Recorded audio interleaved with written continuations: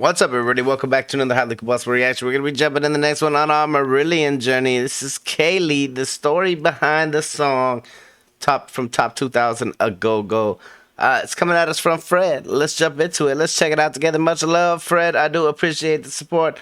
If you guys enjoy it, go show Top 2000, A Go-Go some love on their channel. We're subbed up. We're hitting the like button. Let's roll. There's a fruit cage there with kind of black currants and strawberry patch, raspberries. These are the new garlic beds that we built. We even make our own apple alcohol. We make cider, scrumpy. There is nothing better than putting seed in the ground and then watching it grow and nurturing it and then eventually eating the food that you've grown. There is no better feeling. Do you remember? I wish I could say that I agree. I wish that I could eat more things that you grow from seeds. Fruits, cool. Vegetables and we don't really get along. It's just the way I've always been. But I have a huge respect for farmers because y'all keep a lot of people fed. Legitimately, the people that are able to live off the earth, you got my respect wholeheartedly because I'll probably be one of the first ones to die. Eating the food that you've grown. There is no better feeling.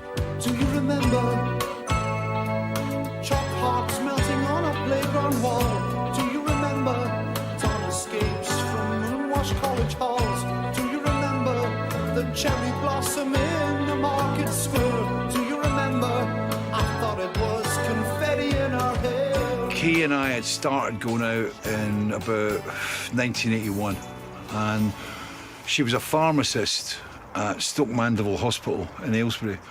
And I met her and went, wow, right? And we started going out and we fell in love. And we were incredibly close, but I mean, the band was just starting. And I was like a kid in a sweetie shop, right? I mean, serious on every level. And Kay was kind of part of the whole kind of thing. But when I went down to join Marillion, I gave up everything. It was like, this is what I'm going to do. By the way, didn't I break your heart? Please excuse me, I never meant to break your heart. So sorry, I never meant to break your heart, but you broke mine. So we split up late 82 when we recorded the Script album. We got back together again in 83 and we kind of bounced about. And then we moved to Belsize Park, right? Very expensive in a very lovely area of London. And then I went away to America on a tour and came back and she'd gone. And that was it. I mean, I came back to the flat and there was only my record collection that was left there, right? And my record player, and that was it, she'd gone. Is it too late to say I'm sorry? And Kayleigh, could we get it together again?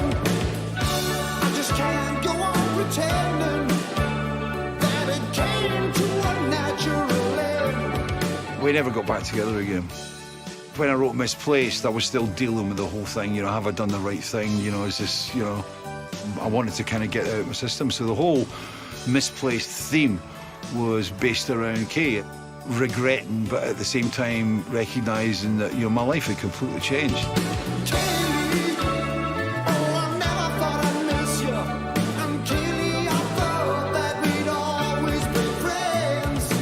Hey, everybody goes into relationships thinking one thing and one thing only, that we're gonna live happily ever after with that person. Otherwise, there's no point in doing it. Like, that's the goal. That's what we're thinking is gonna happen. It doesn't always end up that way, but that's how we get music. That's how we get poetry. That's how we get people pouring their feelings from having things like this happen onto paper, into our ears, and through music, and through anything, any kind of art. A lot of people's outlet is art, and when you go through some stuff, you use your art as an outlet. Like, that's why we get a lot of these hard-hitting records and tracks. So, in a way, I won't say it's a positive thing. It's terrible that people have to go through that, but it is a positive thing that other people that are going through it have things like this to relate to, have things like this to kind of see that, hey, I'm not the only one. Other people have gone through this too and survived.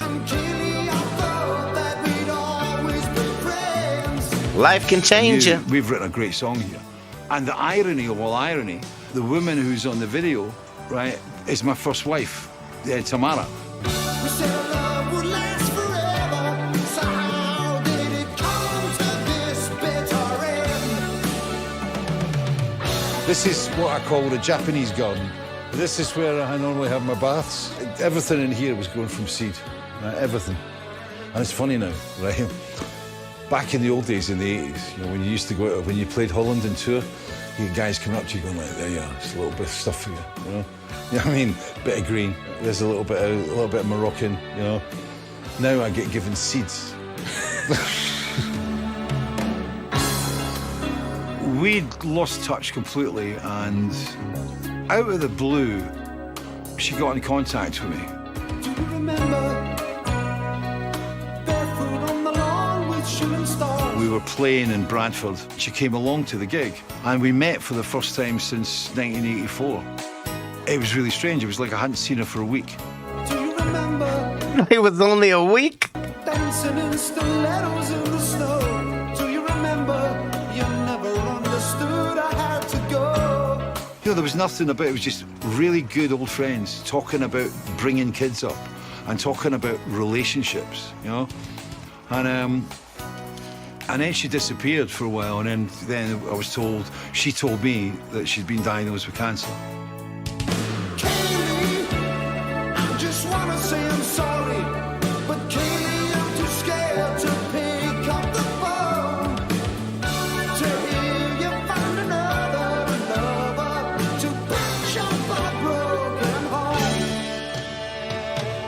You know, we had this kind of contact, you know, just support. That's really what we're doing. We're supporting each other through what were difficult times. She came up to Edinburgh and went out for lunch together when I gave her the album. And she said, I've never heard it. She said, I've never listened to the album. And she phoned me up the day next. She said, I cried all the way back home. She said, I never realised that that was how you felt at the time. And she never realised, she said, I never realised you'd put so much into that album. Kayleigh, I'm still trying to write that love song. Kayleigh, it's more important to me now you're gone. And the next thing, I got a phone call off a friend of ours and said that she'd died of cancer. Wow. Never prove that we were right or ever. At least he had a chance to give her that record first.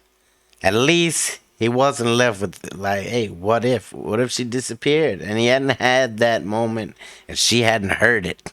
At least knowing she heard it, like that should give you some kind of comfort, 100%. In the last year, Kay was telling everybody, she said, I'm the girl that's in that song, and she was really proud of it. To be able to kind of complete that circle in a way was nice.